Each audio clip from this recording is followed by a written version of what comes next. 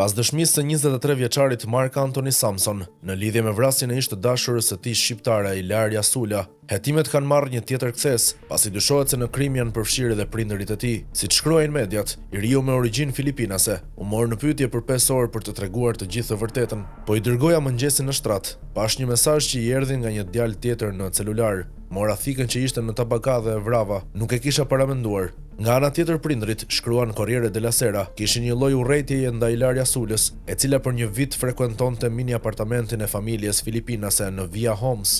Nuk doja që Marku të sillte gjithmonë Ilaria në shtëpi.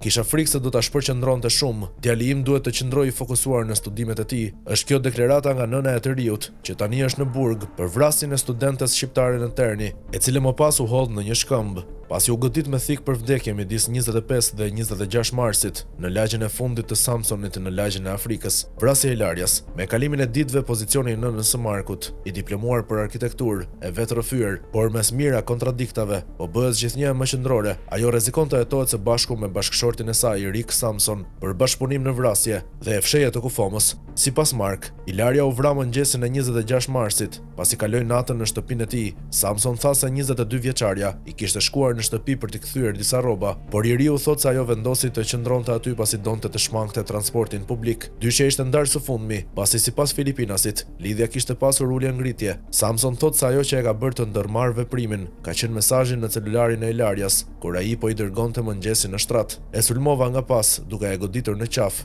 tha ai duke mohuar se vrasja ishte e paramenduar dhe duke hedhur iden se gjithçka ka ndodhur për shkaqe xhelozie. Samson ka deklaruar se gjithçka e ka bërë vetëm dhe ka zgjedhur të hesht kur është pyetur rreth pranisë së prindërve në shtëpi. I riu ka treguar më pas se e ka futur trupin në një valixhe dhe e ka hedhur në një gremin. Hetuesi do të duhet të vërtetojnë deklaratën e tij, duke analizuar kompjuterin e vajzës, pasi deri tani celulari i saj nuk është gjetur. Autori i vrasjes e ka hedhur atë në një puset, ndërsa thikën në një kazan. Sa i përket prindërve të tij, ata mbeten nën hetim. Prokuroria e akuzon 23 vjeçarin për vrasje të rëndë me dashje dhe fshehje të trupit të pajet.